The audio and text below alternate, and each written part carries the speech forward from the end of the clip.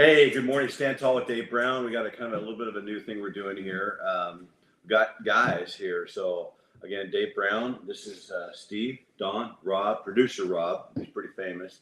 It's just a bunch of guys sitting around chit chat talking about what's going on in the world. We're going to cover a lot of subjects here in the next little bit. Rob takes all this off LiveStream, puts it into a podcast, and does a really good job. By the way, yesterday my wife Judy started. With two of our workers, people on our staff, Paige and Rose, and they started Women's Voice. They haven't really named it yet. Don't throw up on this comment, but it's kind of like The View, only normal people with good, solid values and not crazy women talking about crazy stuff. And so it's women talking to women, and that's every Friday. It'll take maybe a day or so to get that out onto the podcast. But you can tune in at 9 o'clock on Friday mornings and hear Judy. There'll be several guests on there, and it's really good. It's women at women. I just sat and listened yesterday. I was kind of producing it, and it was awesome. They just did a great job talking to Lise. We're not necessarily just talking to guys on this today, fellas, but we're just going to hit some different tough subjects. I love these three guys. They're all really good friends of mine. It's always a blessing in your life when you have people around you that you can just trust. I could use a whole lot of words. We could talk for an hour about friendship, but trust is my big word. That's my number one word. So these three guys are people I trust 100%, and it's just fun to sit here with you guys. So thanks for being on here. Producer Rob and I every Saturday morning at 8:30 have flapjacks. I call them pancakes. And then today we had real bacon because Don was coming and he didn't want any of that fake microwave bacon, so we had real bacon. So that's how men start out a meeting. You guys, I'm going to look up here. We talk about different things. I think the biggest one to talk about is Hurricane Helene. What's your guys' thoughts on that? Jump right in, over talk. Go ahead. It's big. It's big. Yeah, it's big. Well, you said one of the biggest things to talk about. Yeah, it's big. It's obviously creating havoc. And people, a lot of people have died. It's interesting. I think about that region a little bit. When I think about that region, I think, remember when some big ones hit Louisiana, right? And just wiped out the dams, the levees, and so forth. And sometimes I think to myself, Mother Nature is trying to tell you she wants this piece back. So why don't we just listen and just move on back up out of the way? Yeah. Let her have her way, because she's going to take it whether you like it or not. As I think about sometimes, but man, it's funny how it'll take that path, come into the Gulf, and either head towards Houston or head in, towards the Panhandle there. I don't know how they deal with that. Out here in beautiful God's country of Oregon, we don't have earthquakes, we don't have hurricanes, we don't have tornadoes, we have a volcano erupt every 100 years or so. That's about it. Yeah, but it's interesting you say that. But even that, the amount of damage done from it compared to the human life and the loss of property damage and everything isn't even. Wasn't anywhere remotely close to those things. Yeah, down in my company I work for, we got colleagues all over the United States. There's 57 of us on our division. And one of my good friends, her name is Carrie. She's out of Kentucky, Louisville, Kentucky. And she was telling me yesterday, even though Kentucky's up a little ways, they're still feeling the effects. Oh, yeah. The rain she was telling me about. We've got a good friend that moved from the golf course over near where we live. They moved to the Panhandle outside of Gainesville. And he was telling me they think they're going to be okay, but even about 4 inches of rain in 8 hours, I think it was. But it always blows my mind with these natural disasters. Everyone wants to move down to the south. At least we have a lot of friends that have left Oregon and the Northwest and gone to Tennessee, Florida, Texas. And while politically, overwhelmingly, it's really usually significant better than the West Coast is. But the natural disasters and the weather, that's the hard thing. You got the best weather in the United States, in my opinion, in Oregon. But the political scene is tough. Yeah, because in 1993 we had the Great Floods, and it was just devastating. Because I actually lived through that. It didn't affect my personally where I live, but just seeing what happened to the region, and you see the Gateway Arch, and the water's up all the way up to the top step, and usually there's 100 steps. So it was just crazy to see that, and then to see the devastation after the waters recede. That's where where the help needs. That's where you need to have people on the ground, boots on the ground, getting that stuff cleared out, getting people back in their homes, because these homes literally will be lifted off their foundations and floating down the river. You've probably seen some of those images on CNN. So what they're dealing with down with Hurricane Helene. I didn't see anything on CNN. We're not CNN. China, nothing. That's the wrong network to use in this environment. So, But anyway, at the time, it was certainly national news. But the Yeah. devastation and the destruction. So certainly prayers, thoughts and prayers. But for real, let's pray for the people who are affected by this natural disaster. I mean, it's just devastating. Yeah, Absolutely. I think so too. One thing that was really cool. Sorry, one thing that was really cool. I did see somebody. You could see the seawall. I'm not sure where it was. I'm assuming it was Florida. You could see the seawall. So inside the seawall, it was flooded so much. I don't know how many feet. But two guys in their little dinghy boat driving by with Trump Trump flags. flag. Yeah, I saw that. Yeah, I saw right that. down the street on the seawall. That went So, viral. there are some positive, so to speak, images that come out of it. But Yeah. I mean, obviously. Just look at them over the years. Hurricane Katrina, right? That's the most devastating one I've ever seen in New Orleans. I mean, you can look at the death toll. Hurricane Harvey, Ike. I mean, there's it goes on. But see, and this it one goes on didn't. and I mean, on. we're watching this thing. Okay, it's gonna be a big storm, Mhm. and we were in Charleston 24 hours before that smaller one hit, and we saw it the night before. We're out at Palm Isle, and then we were looking at videos last night at Palm Isle where we did the video about not moving, and it was the thing about it was there was trees down everywhere, and there was awnings ripped off. I mean, it was not as bad as some areas, but that whole area is just flat. There's not very many even little hills. So incredible down there. I think it goes back to you have to be thankful for where you live. Almost every part of our country has something going on. We just have political stuff here, which is difficult. But hopefully everybody can, like you said, Rob, pray. Donate to somebody that is legit. Don, who would you think is the most legit? You've been national on a lot of different stuff. Who would you donate your money to? I would find a local group or charity that's doing something, because I've seen too many things about the Red Cross that have made my stomach turn. So I would definitely stay away from the Red Cross personally. Then something local. I mean, you look with local groups, local organizations, maybe your local church. That's a better place to go than going to these big national organizations. Think of the animals.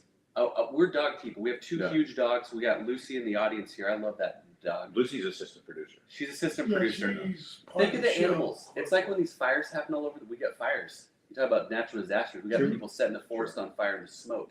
Think of the animals. We hunt, we fish, we love, but man, I feel sorry for the dogs and you see those critters. Yeah. I'd look for something like that as well. Yeah. Moving on, guys. Rob and I like to bounce in and out of subjects a little bit, but Rob brought up the Oakland A's. I think it was yesterday or the day before they played their last game ever in Oakland. They started in Philly. They're one of the, if not the oldest franchise in the history of Major League Baseball.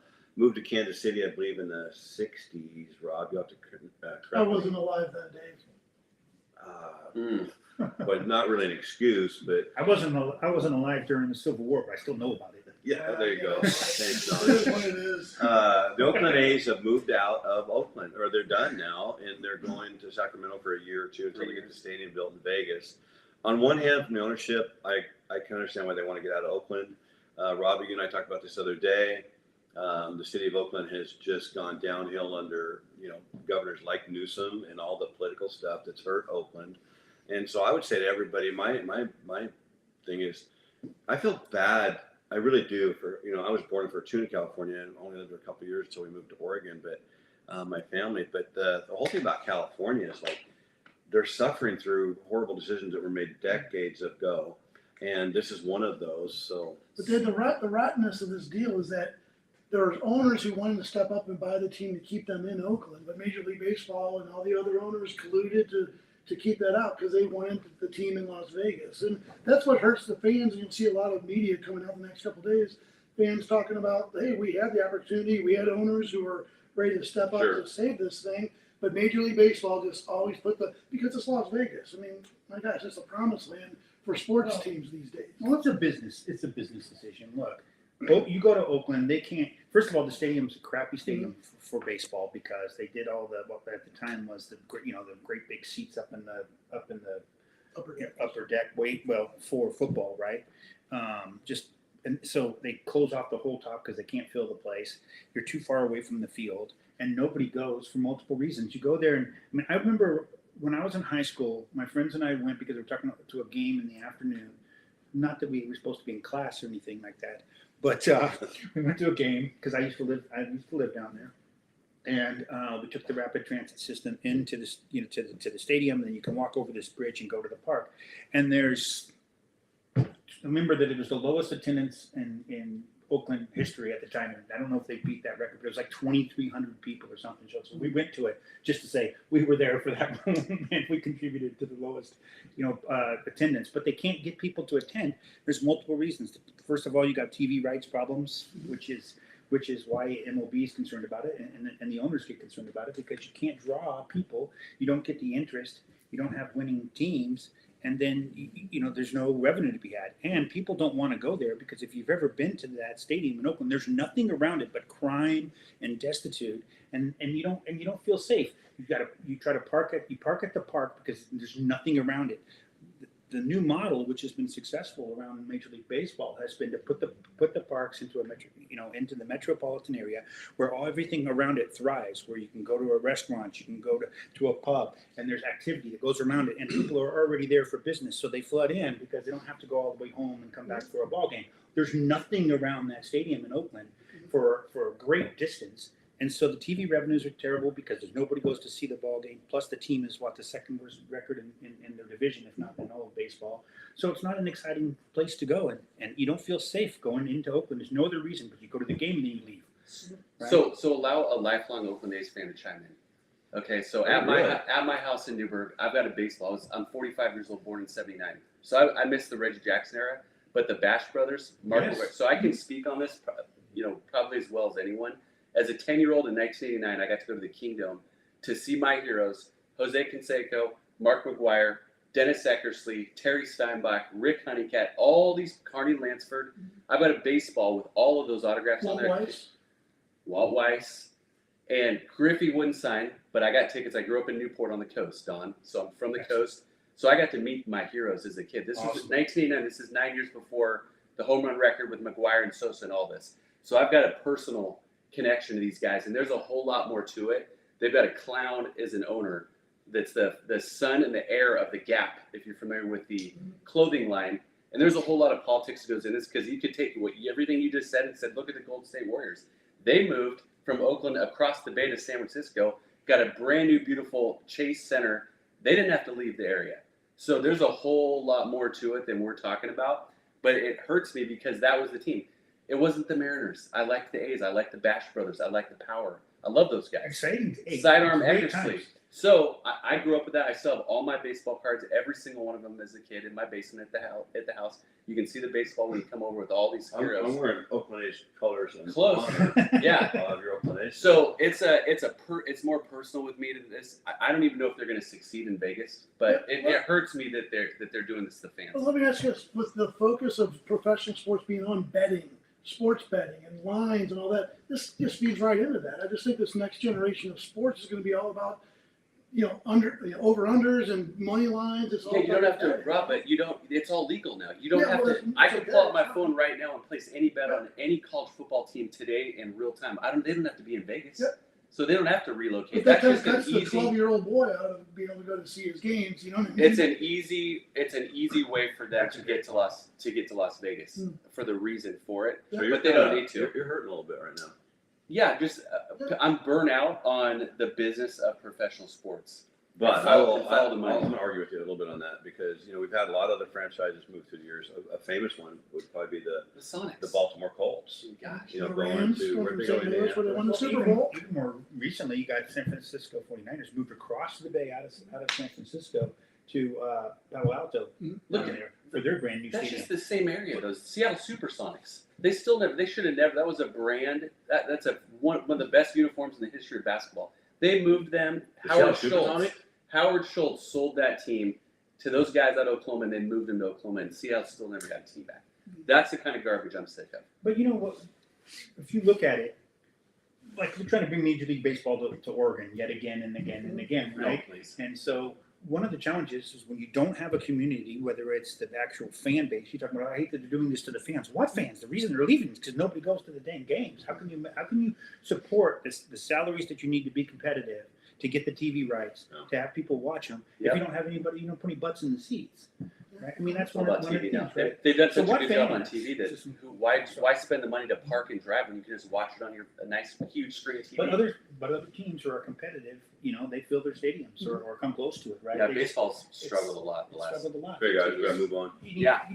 You need the city to be able to step up too. That's one of the challenges that they run into. Like Portland will not help Portland shouldn't get to a build the bid. stadium. Portland should never have a team. Definitely a tough subject. Boy, wherever you're at, I feel bad for the people of Oakland though. Whether Oakland's a nice town or not, I've been to a game Have you there. seen it lately there? I was there in Oakland about years ago, and it was rough. No, you should see it now. Rough. But It's we're gonna, unbelievable. Rob, I'm gonna let you take the lead on this one a little bit, but allegedly. So again, it's always stuff that we don't have Yeah. exact facts on, but we're gonna cover this one a little bit. So again, this has been in the news. I'm not sure if you heard about this. I'm just reporting what I've seen in the news. In Colorado, at a middle school, there was a dean of the middle school who was at an all-school assembly.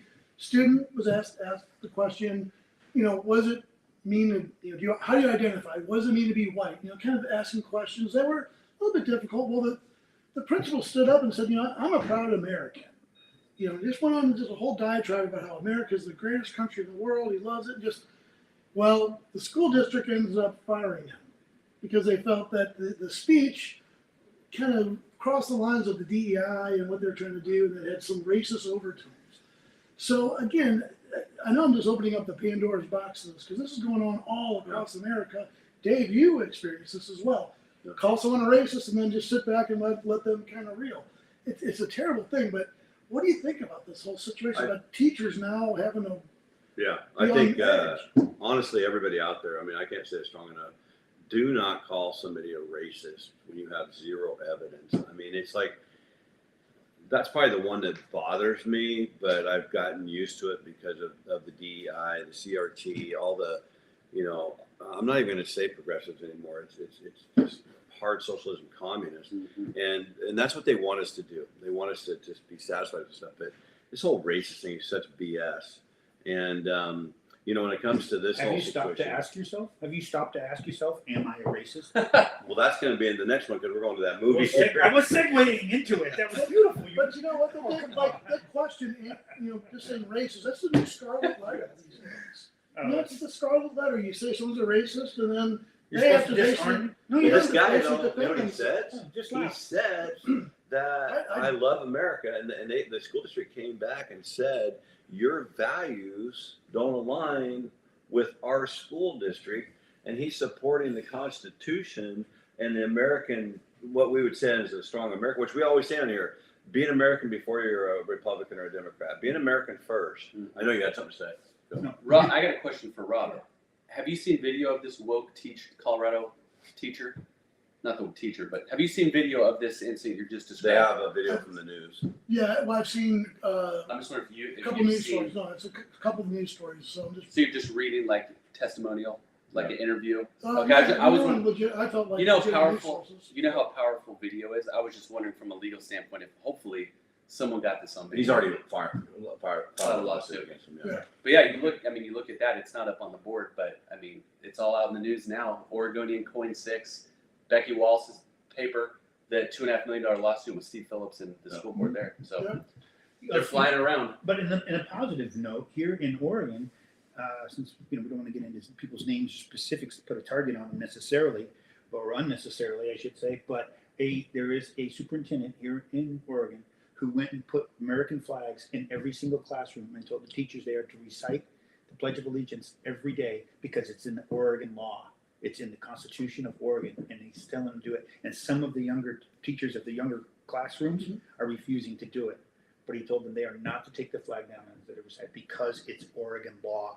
It's the law. So it's interesting how all these schools and the school district and the Oregon Department of Education, want to they don't care about the law. They don't care about the Constitution. They don't care about But these things. it's They just just this whole- don't care. This whole overtone of you should be ashamed that you're American because you're a racist. You have a racist past. It's like, well, no, I don't agree with that. I don't Well, agree Lewis and with Clark College, I just found, and I'm doing work at Lewis and Clark College right now. They're getting rid of their mascot because of colonization. Oh, Yeah, they're changing What's the Lewis and mascots Clark of or college. what's their mascot? I think it's Pioneers. Pioneers. They try to tell us that Oregon State is an alum. Both my parents are alum. I'm an alum. My wife's alum. They try to tell us we can't call the Civil War football game the Civil War. It's the game. Yeah. When the Oregon State University, since our school, our oldest building on campus, Benton Hall, they changed the name of Benton because he was a slave owner. Yet they left the name Benton County in Corvallis. Right. So they call Benton. It's okay to call it Benton County after the same man, but that's happened. But they changed that. Yeah, But anyway, there's back to that. Too many conflicting views on this. Well, on this thing, guys, too, I think I'm a history buff, and the thing about history is, you know, we have good history, we have bad history, we have okay history, we have forgettable history, and I think that it's so important that we don't erase all this stuff because, you know, you can learn so much about what we're going through today from the past and different scenarios, good or bad, and you have to see the rough and the bad, and so yeah, I'll leave that one there on that one. We're going to move on to there's a well, we're going to go to the Trump meeting with Zelensky yesterday at the Trump Towers. I saw the video of a little bit of it. Thoughts? This is a rough one. This is good. This is one is Wow. wearing the Trump hat, the OG authentic 14547 official, and being a staunch supporter of the man. This one I'm conflicted with this. I don't know the story of the how, the why, all the journalistic integrity rules that apply. I don't know. But at first glance, when I see that, it does make me nervous because from my understanding and my opinion that the Ukraine, no offense, is the most drug trafficked, or the most, not drug trafficked, the most money laundered country on the face of the earth. And I think we've been financing this war. Well, I feel bad for the people that live there. The leadership and power, including Zelensky, I think is one of the most corrupt in the world. And this makes me nervous. So I don't know I hope it's for the good. I trust the president and meet with him, Trump, but it makes me nervous. Well, one of his talking points has been he just wants to end this war. He just wants to just come to an end, and it doesn't seem to be happening under the current administration. So I applaud his efforts for doing that. Now, I think I'm with you. I'm not quite sure about who he's dealing with. Yeah, Let's see. And now a word from our co-producer, yeah. our assistant producer. She smelled a communist. Lucy sometimes is she's a 10 and a half year old chocolate lab. Sometimes Rob says stuff, and her and Lucy are both, or he and Lucy are both co-producers. Yeah, Lucy's a little ticked right now. She just It's kind of okay. gets after Rob. Lucy. Rob knows to shape up Okay. right now. But anyway, hopefully there's hope. That's And all it I keeps can say, going. you know. Lucy, it's okay. It's okay. Stop. Sorry. No problem, no problem. We're just talking about Zelensky and Trump, the meeting, and, you know, again, there's gotta be a resolution at some point. I applaud him for at least trying to make this work. You know, look, the whole thing with Ukraine goes back quite a ways, right? So as you know, coming up on this week, I have somebody in town who's very, very familiar with the stuff going on with Ukraine. And that's George Papadopoulos. He's going to be here this coming Thursday, Friday, and Saturday. Preach. Taking him to a couple of events. We're doing a private dinner. We're Time doing a out. movie. I like the plug. Jump right into that. Right? I like the plug. Lucy, come here. Lucy, come here. Lucy, She's excited about your event. what's happening? She wants to go. Damn it. Oh, I know. What's up, girl? All right. Okay, we're still Moving going. to Go our next ahead. subject here. Yeah, what's this event?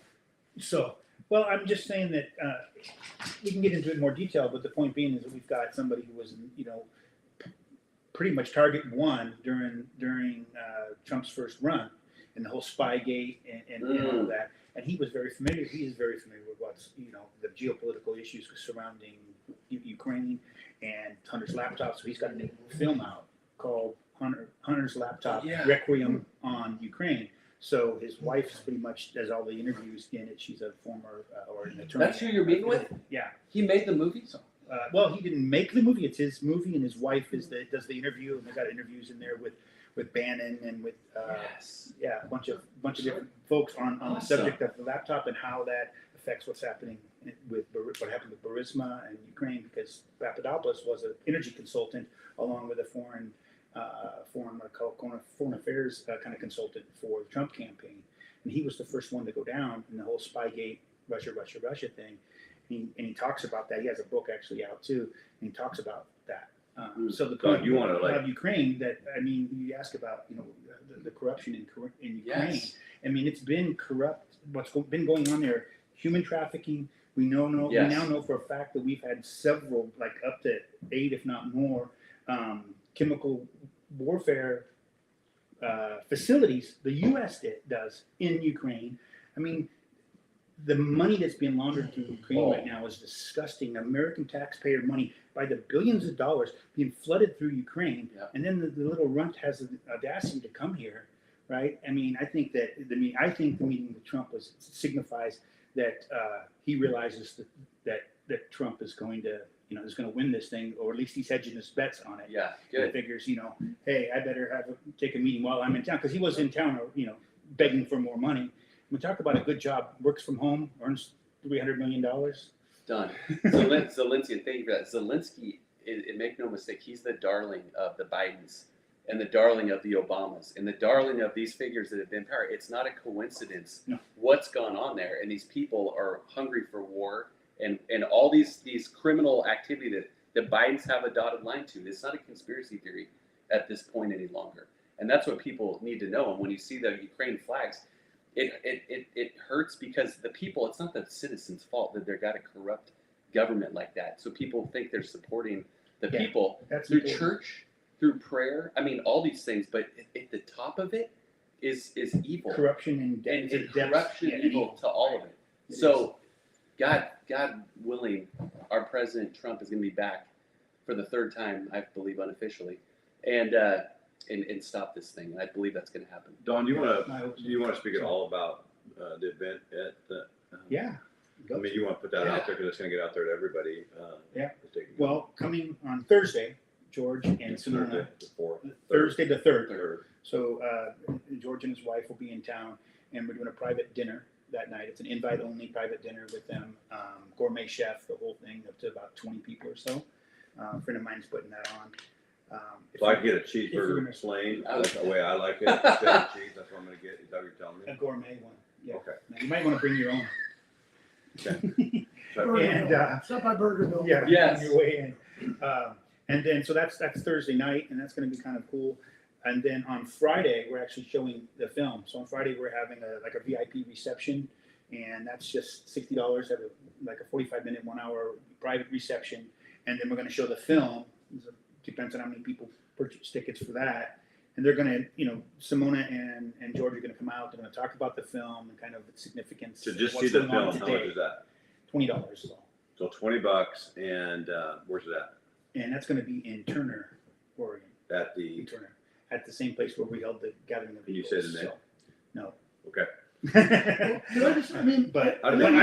they can find out about it. You can go on Eventbrite and search George Papadopoulos on Eventbrite, and you'll see it comes up. It talks about the film and Requiem, Hunter's Laptop Requiem on Ukraine, and they're going to talk about what's happened in the past with Ukraine and with the energy and Burisma, and how that is still even more relevant today, especially with Trump having met with Zelensky and what's happening. So George has got deep knowledge about this. In fact, that's the name of his book, was Deep State Target is the name of his book, because he was a target of the deep state, and they put him in prison for just a month for supposedly lying to the FBI. But that's another story. But then so that's on Friday night, and then the VIP reception starts at 5:30. We'll go to 6:30, and we'll show the film at 7. So they'll come out and talk about the film. Then after the film, do a half hour, 45 minutes of question and answer. Okay. All for $20. And I just want to, this is the kind of second time you did this with Let My People, I forgot the name, Let My People Go. Let My People Go, yeah. So, talk about those type of events. Are they well attended? Are they packed houses? And why do you do them? Do you feel like they help get the word out? Yeah, it's difficult as far as being well attended right now, because everybody's so busy with campaigns. Mm-hmm. Everybody, you're out like you're doing today. You're out canvassing today. God bless you, for that work. And that stuff's important to get out into the marketplace, or get out and face to face, knock on doors. I think that's really effective, because a lot of people don't have it come to their front porch. So it's I'm really gonna great. make a plug here, guys. One of the things Don does you guys really well out there is he puts together stuff like that. He knows people like us. I've been to several now, and it is, people ask me, Gee, how we get so much done. We said, we don't watch Jeopardy. We'll go to something like this. Even if, $20 for a ticket, it's a little bit more than going to the movies. I went to one a couple weeks ago that we had with Ivan Ranklin, and it was and Joe Hoft was there. It was unbelievable how good it was. And I think when you want to know more, you have to just put yourself out there a little bit and go to these things because the knowledge I came out of with Ivan Rankin was like, holy smokes! And then Joe He's Hoft, amazing. That smart brain people of I've his met. is It's amazing. like- it just it brings a lot of it together because we don't get the real truth coming off of any of the network TVs. I know you got something to say. No, go. I'll wait till you're done. No, go. I had an aha moment a few minutes ago when you guys were talking, and again, this is nothing off limits, but just from a perspective, like I would love. I'm born and raised in the state. Love the Northwest. I've been a little bit jaded from what's gone on, and I'm one of those that I'm not sure that we could ever really change the state back to red. I don't know, but I will say this: when you're talking about these events, like you can't say the name of these things. Somebody asked me this week. We got the Reagan dinner this evening, right? With Riley Gaines as one of the keynote speakers, and these things $150 a person to attend. My wife and I can't make it tonight, and we have a direct connection to Riley. But I'll say this: there's people that were saying, why are these things on the down low? Why are these these exclusive things? You have to search Eventbrite. Most people don't know, and it just got me thinking. When you're talking about these exclusive, these dinners, these invite onlys in a state that A, is not that populated compared to the rest of the United States, number one. B, has one of the most highest percentages of blue to red of any state in America, to where half of the state wants to be annexed into Idaho. And the way that I think, and that's why I'm asking, is these are like for just the select few and invites only. To me, strength in numbers is one thing. Why are these things so hard to find? Why are they so hard to find? Why are they so on the down low? And why are they so exclusive? When if you want to change the state of Oregon, in my opinion, you need to get this out to people that might be on the fringe. Can I go before you? Yeah, please. Guys, this is Dawn's going to give you a good answer here. I just wanted to say, for us at Stand Tall, for our team, we really want Stand Tall to grow into a big voice. So what Steve is saying is right. What Dawn is saying is right. We live in a weird state. I do believe we can flip. I think there's a lot more red than blue. But I really want you to understand, please help us grow Stand Tall so we can be that voice that represents all of these things going on. Because I agree with strength in numbers. I agree. Reagan said, what was that quote he had? It was so amazing. Tear down this wall. No, the whole strength thing. Yeah, we just saw the movie too. Just said the whole strength. The scariest words in the English language. Yeah, Which thing did he say? Which? I mean, pick something. Something He was about brilliant. communism. Yeah, He said all kinds of a things. million great things. But I'm just saying that's where we want Stand Tall to go, so we can start filling that gap Yeah. for other news agencies, newspapers who will not ever print it, and that we can help get it to all the normal people. So What's nice about this platform that you have, though, Dave, is that it's like this. It's just a conversation among pretty much just regular guys. They're just talking about it, as opposed to somebody who's got a bias or somebody who's Agenda. an agenda. Thank you, or even just that typical. We're going to sit here and bark at you and tell you all this stuff. And Here's speak. just some people. Let's just relax and have a conversation, and it's going to wander a little bit, and hopefully people will kind of listen in, and it gets them thinking a little bit, gets them engaging a little bit. That hey, you can have this kind of conversation with the people you work with, or the people, somebody at the grocery store, or your neighbor or something. You can do this type of thing, right in your own daily walk. Totally. That's what's powerful Well, about it. So. I just had kind of a left turn here because again, something that's been in the news a lot is this whole situation with Leave it to you to go left. Well, it's with Puff Daddy, I'm just kidding. with Diddy. Diddy. So now Diddy's been just is that where we're going right now? Diddy. Wow. Well, just follow me with All right. this, okay? Okay. So all kinds of celebrities been attached to his parties and his name. So one celebrity that had been attached was named Meek Mill, who's also a hip hop guy. Yeah. Well, Meek Mill has actually put $100,000 bounty on the person who has leaked that information. He wants to know the media So these celebrities are fighting back against the media. And I know that to me, I thought it was wonderful that this guy is actually paying $100,000 for someone who can out the person, who's leaking these stories out to the media. What if they're really involved though, Rob? That there's evidence of Diddy in these sex trafficking. Some people think Jay-Z might be next. Apparently, yeah, to the level. But my point is now people are they don't trust the media. They're fighting back. And there's people who are leaking things to the media. Those are the people who are the most powerful people in America. You know why? Exactly. Everybody's running around with these things, and at Excuse me. some point, somebody blasts it out. If you watch some of that video, it's coming from somebody's cell phone in the the room, right? A lot of the actual video that we're seeing. So is Meek Mill? So I want to get this straight. I don't even know who that is, by the way. P Diddy was one of the first. P Diddy and the Family World Tour when I was in college was one of the first major concert I ever saw. Okay. Tom Petty and the Heartbreakers. I saw Boston before the lead singer killed himself. Ooh. I got a wide There you palette. go. However, are you suggesting that, because this is news to me, Meek Mill, I know exactly who that is. Yeah. Are you suggesting that Meek Mill is trying to find out who leaked this information about P. Who Diddy? leaked the information? He says the information is inaccurate. It's false. About Diddy? No, that Meek Mill was at the party. Was connected? That Meek Mill's been part of all Oh, this. yeah, So, because there's all. but Yeah. again, as soon as you It's like mention the web of Diddy, and progressive if you EMO work we with got here. Diddy, automatically you're part of his parties, and so it. But my point to Okay. all this is that now people are like so sick of I this. see your People point. in the media, Yeah. people who are like leaking things, people who are just sharing half 100%. truths. 100%. That people are wanting to fight back, and now this guy who has the means to give $100,000, put it on the table, put it on social media. I'm giving you $100,000 to bring me the name of the Don's president. right, though. Don's right. That's The a good phone. segue into this.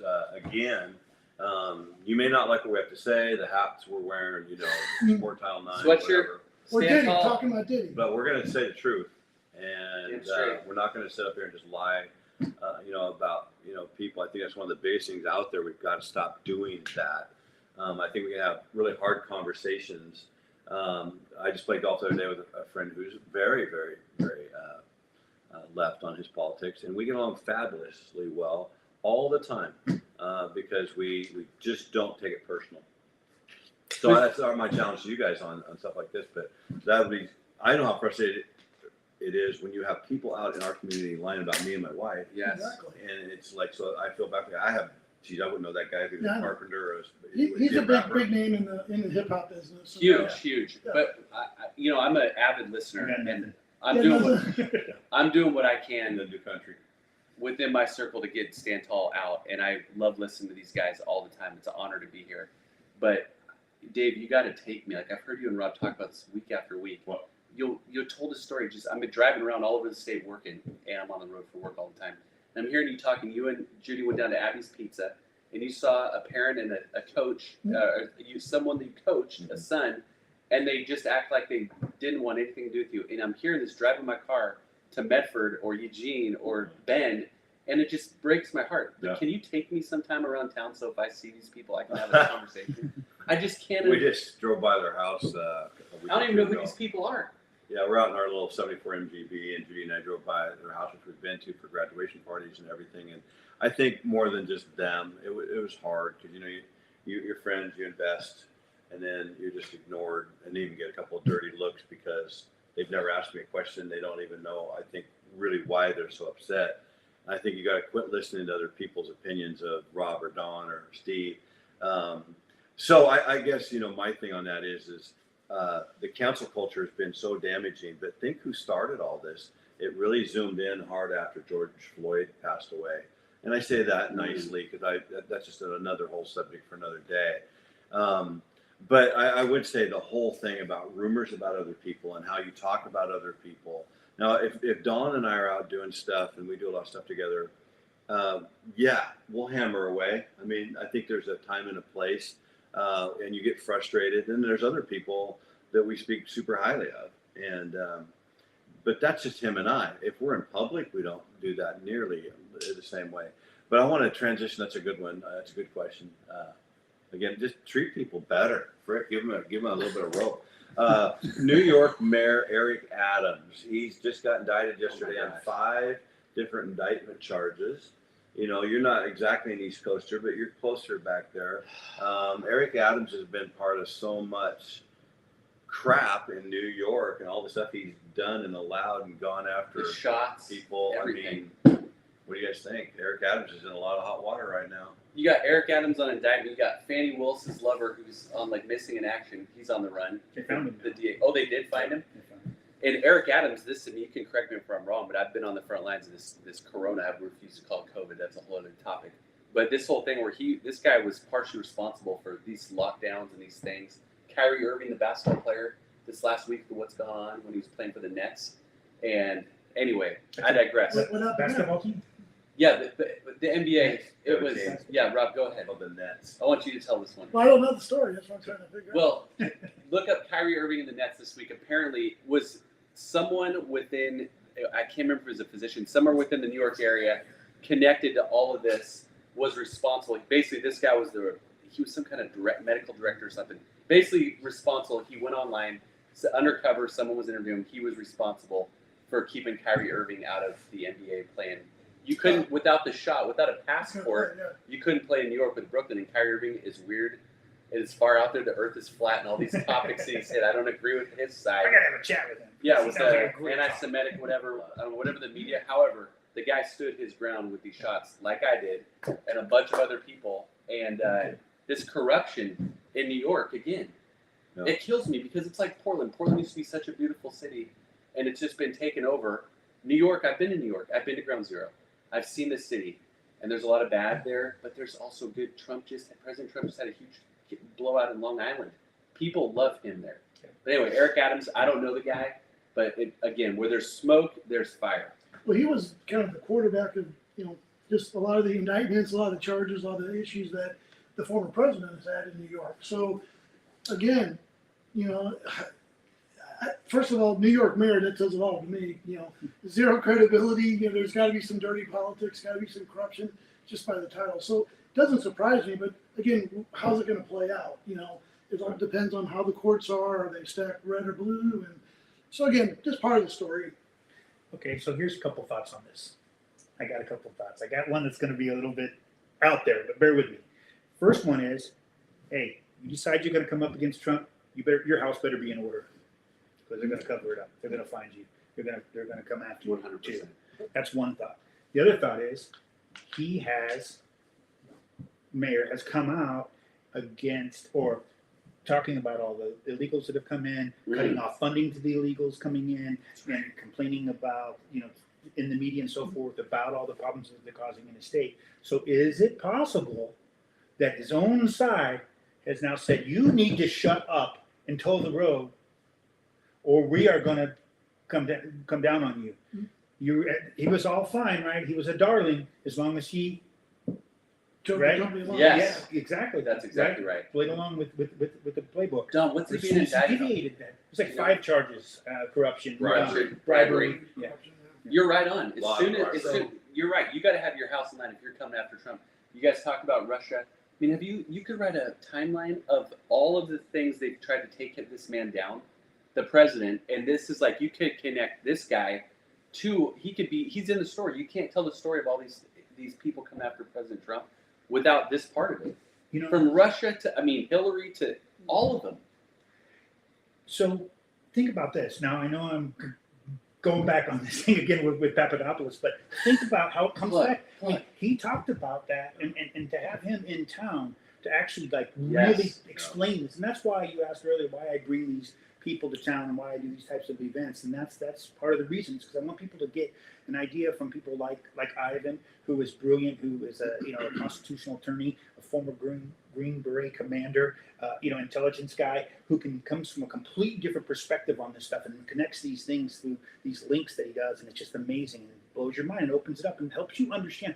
We need to understand what we're up against as citizens and as conservatives, for that matter, but more importantly, as used to your point, Dave, is as Americans, what are we up against right now that's trying to take this country down? I don't care if you're red or you're blue, or what your color is, or what your persuasion is, your religious persuasion, or anything else.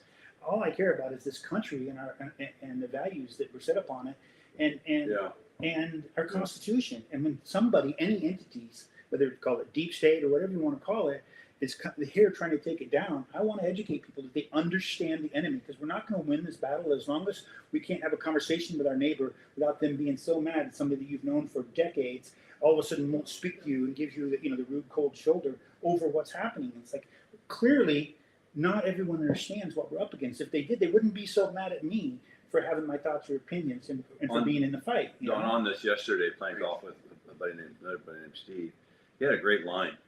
He's talking to quite a few people, and he said they don't want to vote. They're not going to vote. I hate Trump. I hate Harris. I'm not going to vote. Steve had a really good comeback when he uses on these guys and people and ladies, and I agree with this 100%. He said, "What's your most important issue?" Okay, so you hate Trump, you hate Harris. You're not going to vote for either one. So that's where you're at. So I'm not going to vote. We've said over and over, you need to vote as an American, right? But he says to them, what's your most important issue? And if they come back and say the economy, let's just say they say the economy, or the border, or the wars, what's your number one issue? Doesn't matter about Trump or Harris. What's your most important issue? And if they come back and they say the economy, that's my biggest thing right there. Who's going? Which candidate then is going to do the better job on the economy? Pick one and go with that, because you don't have to agree with them. You don't have to like them. You don't have to like the way they dress. You don't have to like the way they laugh. You don't have to the way they talk. You don't have to like anything about them. That is not the point why we should be voting for the President of the United States. It should be, what are they going to do about your number one? Whatever your number one could be number 7 on my list. What is it out there? It could be the safety. It could be how we treat police officers. It could be our border, whatever it is. Pick one thing and vote on that. And just say, is Harris going to do this better on the border, or is it going to be Trump? I personally, the only thing that's close, I would pick President Trump over Harris on just the border, and that is right there with the economy. My top 2 issues. Well, if you look at the border, how many things does it affect? It affects the economy greatly. It affects public safety. It really affects human trafficking and children that are missing all over the country, and child trafficking and other things that are going on. That's one of the most disgusting pimples on the face of our country right now, is dealing with what's happening with these children. It's horrible, and I can't believe more is not getting done. So the voter affects that. It affects the drugs, which affect so many other things: the economy, the homelessness, and mental illness, and all this stuff. So look at the border, and that affects so many things. So who's going to do a better job on the border, which affects so many of these things? Ask yourself that. If one of those things, if the human trafficking, today's point, is what's really bothering you and really at your heart, what are you going to do? You're going to not vote because you want to affect that. Vote for the person who's going to. It's like voting your values. That's what I talk to people about. I don't care if you're red or blue or whatever, but vote your values. Sit back and just say, what are my values? What's important to me in my life, and make choices based on that. But you do not get to sit back. You have an obligation to the generation coming behind you, and an obligation to those who came before you, to participate in your government. You don't get to just sit there. You have to engage. You don't get to bail out on this one. That's cowardice. Get into the battle. Yeah, I agree with that totally. I think it's one of those things where we're in a place in our country right now where you please stand up and vote. And I think that the next thing we're going to go at here, guys, is we're going to lighten up, and then we're going to finish with a really tough one. But we're going to jump in on the NFL right now. We could do Major League Baseball, but we'll do that next time because the playoffs are going to be underway, and we can kind of sort out some of the stuff. But the NFL right now, there's a lot of injuries, and there's some really good teams out there, but the injuries are really impacting this big time. You got the Travis Kelce, Taylor Swift story with the Kansas City Chiefs. That whole Hollywood drama thing going on there all the time. But the Chiefs are still legit. They're a contender. The Baltimore Ravens are legitimately a contender. What are the Buffalo Bills, which I like Kelly a lot. Josh Allen. He's tough. What are your thoughts on the NFL right now? Right now. Kelly was 4 quarterbacks. Yeah, he was a few days. So what team? So what's your question? What teams have a chance? Steve's a big Green Bay fan, so Lambeau Field. We were there 2 years ago. No, you can't take. So this is one of my specialties besides President Trump, the sports and debating sports and talking sports. Listen, I hate the Ducks, the Oregon Ducks. There's no secret there. Oregon State alum, and that while they did smoke us a couple weeks ago in the Civil War, they've got superior talent and all that. But this is what I say: and Dave being a coach, someone I admire. I wish I could have played for him. What's the great equalizer to talent? Like coaching. So you got all these people in the NFL. They've all got great talent. All of those teams have great. They're not even, the talent discrepancy isn't even that far. Kind of like in golf, they all hit the ball a mile. The difference is the putting and their mental makeup for the PGA and the professional golfers, men and women. But in the NFL, all those teams just read Andy Reid, the coach of the Chiefs. Look at this guy. He's got Patrick Mahomes and Andy Reid, Tom Brady and Bill Belichick. There you see you got coaching. Kyle Shanahan. Remember Mike Shanahan, his dad ripped off a couple Super Bowls with the Broncos? Great coach. So you're going to see. I go to look at the good coaches, and you're going to see those teams, barring injuries. John Harbaugh. I mean, Jim Harbaugh with the Chargers. I love that guy. People they can't handle him. Talk about someone that stands on their values. Yeah. John Harbaugh, Jim Harbaugh. They're Christians and faith-based, and they love the Lord. And but to answer your question, the Packers. Listen, Jordan Love. I'm still not a believer, and I mean, I hope. I hope and pray, but I'm Brett Favre, God bless him, just got diagnosed with Parkinson's. He's talking about praying, and this last week, yes, and By the way, my favorite all-time player is Brett Favre. Brett Favre. That's why I started loving the Packers. They think, Steve, you don't like the Seahawks? I didn't want to gravitate towards the team Too closest, easy. except the Blazers when I was little, Clyde the Glide. But to answer your question, as long as Patrick Mahomes and Andy Reid's there, you can mix and match and flip in and Taylor Swift all day long. They're going to be there at the end. Does Seattle have a team? Seahawks, they're undefeated. Yeah, I thought they were like AAA. Holy, that's right. The Seahawks. I'm just gonna throw my Missouri citizen card and go with the Chiefs. Be done with it. That's where you're going. Well, Chiefs, yeah, you they make do great football points. right out there. Who's I'll tell you. three-peated? In Kansas City, that is an experience. If you ever have a chance to go to a Kansas City Chiefs game, Arrowhead? the tailgating is Right here. unbelievable. It is crazy. I bet they barbecue really well. They do a couple Oh, things. yeah. Go back to your coaches. Go to your coaching staffs. Well, back to your point about coaches and you're saying that players come in and out during the Belichick Brady era. They had a lot of different players come in and out of that program, right? That system, if you will. They wouldn't pay anyone. They were so good at just over and over. Didn't matter. Different ends, different linemen, different receivers, different defensive backs. It just didn't seem to matter. They just kept dominating. But it's interesting though. Just got to make a point from my favorite all-time player. Brady leaves, goes to Tampa, and wins the Super Bowl. Is Brady your favorite player? Oh yeah. Is he really? Yeah. Okay. I'll throw one out there. I don't think Brady Definitely lasts go. 20 years in Brett Favre's NFL. They'd have broke him in half. He Snapped him. might have went 10 years. Yeah, my favorite player of all time. I got to give a plug. Hypothesize all you want. I gotta Bottom give- line is the numbers are there. He's got the rings. He's got the There's no doubt. He's got the most records. accomplished. He's the most accomplished in his era. I mean, there's no doubt. My favorite ever. Get him plugged. Barry Sanders. Ooh. Pound for pound, if he had Dallas's offensive line, no offense to Emmitt Smith, he's a great player. However, when you're running out behind Nate Newton, rest in peace, he just passed away earlier this year, I believe. You had running backs, quarterbacks, receivers, Michael Irvin, Alvin Hunt, Jimmy Johnson. Barry Sanders had, he hates this, Scott Mitchell, no offense. I mean, who was their coach? Scott Mitchell. Detroit. Is that right? Yeah. Barry frickin' Sanders. You remember Oklahoma State? Oh, yeah. Unbelievable. They're He's playing unbelievable. Barry Switzer and the Oklahoma Sooners, and Barry is on record saying, "I hope their starter goes down. I hope Thurman Thomas doesn't get hurt because then we'll have to see the freshman Barry Sanders." Thurman That's Thomas pretty from your awesome. Buffalo Yeah. Bills, who's a Hall of Fame running back. Well, you got Barry Yeah. Sanders top 5 all time.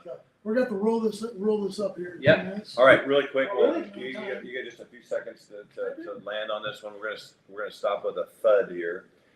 This is a big deal, and a lot of people agree and disagree. But Hezbollah, who is a terrorist organization like Al Qaeda and no other, but they are the major proxies in this whole Middle East thing right now. And the thing about it is they've been glorified into a lot of our college kids believing the propaganda that's thrown out there by Soros and all these different people that they're like somehow the good guys.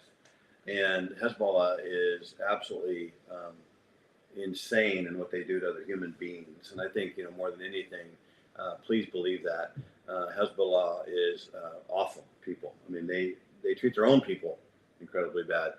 But it looks like their leader was taken out by a strike by the Israel military. And he has been the leader since 1992. He started 32 years old. And so we're going to finish on this one, guys. So I'm going to go Rob first. What's your thought?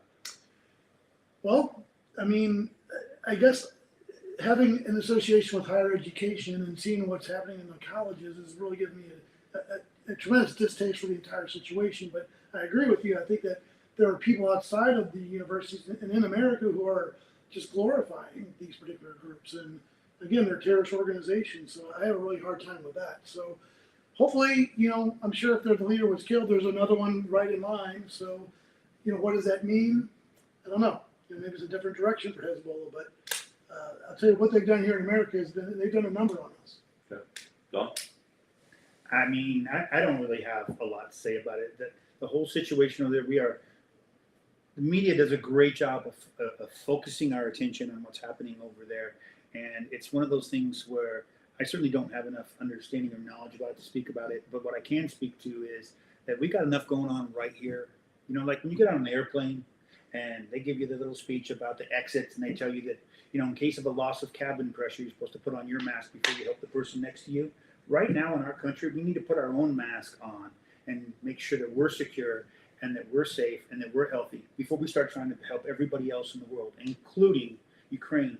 We've got veterans living on the streets. We've got problems in our VA with our veterans, which is disgusting. We've got a border that's creating all kinds of problems in all of our all over our country with drugs and crime and rioting and stuff. We should put our own mask on before we start trying to tell anybody else how they should run their country. We should get our house in order, because I'm kind of tired of us focusing everywhere else and turning around and watching my cities and my country, our education system, especially here in our state where we went. When I moved here 30 plus years ago, we were like 4th or 5th in education. Now we're at the bottom 3 in education in Oregon, and I can go on and on about how it's deteriorated under these liberal policies. And that's just the fact of it. You can sit here and put your signs up and talk all you want about all your ideologies, but at the end of the day, the fact is that this state, since we started mail-in voting, has had Democrats in charge for over 30 years, and it's done nothing but go downhill. Our economy, our education,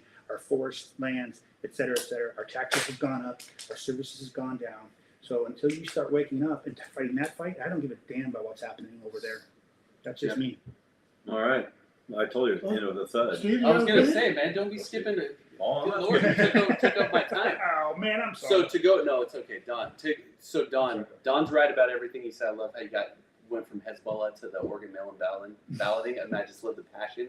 But I'll tell you this: unfortunately, when the Biden regime 3 years ago, this November, armed the Taliban, terrorist organization with over $3 billion in weaponry, they've made it the United States issue.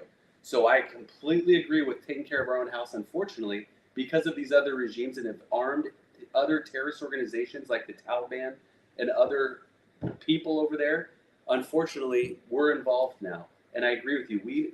We should be fixing our homeless problems here before taking on other regimes. Unfortunately, these terrorist organizations are killing children and women and Jews. They need to be put away once and for all. Revenge is the Lord's. You know, guys, I think This didn't happen when Trump was in. That's right. well, you don't take my stuff here. I think if you 100%. vote for President Trump, he'll find a way to get this done. Yes. So there, at least, 100%. I think it'll be done fairly quickly also. That's right. Because, you know, there's sometimes you have to, I think President Reagan said we have to lead by strength. I think that's kind of something. Right. And I think President Trump will lead by strength. We've been not leading with incredible weakness the last, you know, almost 4 years now under Joe Biden, Kamala Harris. And so again, when you look at the strength, we are not immune in our country from going through really rough times if we do not get our house in order and we do not focus up the right way, and we start leading with strength and smarts. And so I'm going to put a plug in for the movie. We're not going to talk about much, guys, but Am I a Racist? Go see that movie. A couple of us have seen it. It's amazing. Excellent. It's as far as you just go see something that's really going to make you think and challenge. I know Steve and I talked about this. You were the first one here this morning. Judy and I, we lived through this at our work or in the schools. We lived through those DEI, CRT, Black Lives Matter, Pride Flag meetings like no other. Gator, mud, all of it. It's just, but they put it on a screen, guys. I was so excited to see that. Highly also, recommend. Last thing is the movie Reagan, if it's still out there. I thought it was an excellent movie. Am I Racist is more of a documentary. And then last plug of the day, we're going to do this again. So write into standtallwithDaveBrown.com. Bring up a subject matter, and it can be much smaller. We kind of hit on some big stuff this time. It can be little stuff.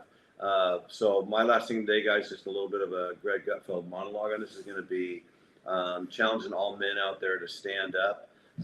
We're all happily married here. We have fantastic wives, but we all need to do a lot better job taking care of our wives, our kids, Yes. our immediate circle of friends. And as men, we just got to stand up and be better in this country and be a strong leader. I really highly recommend walking out that door with your kids and with your wife to church and make an impact where it's the most important. Help your wife as much as you can. I'm gonna give one just little simple plug to you, Dawn. Dawn's wife is a super hard worker in her industry, and I see Dawn all the time. Like, hey, you want to hit a golf ball? Nope, can't. Got to help my wife. Hey, Dawn, you want to go get lunch? Nope, can't do that yet. Got to help my wife. He was a half hour late getting here this morning. Had to get the flapjacks hot and bacon for him because he was helping his wife. And that's what we got to do. You got to put that priority as men out there, and men need to be leaders. Don't put that all on the women out there. Be strong men. Stand tall with Dave Brown.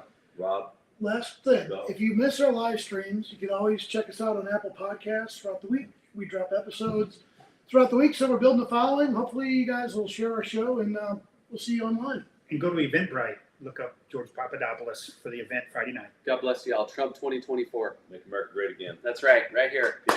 Thanks, guys. Thank you. That was fun. Great to meet you.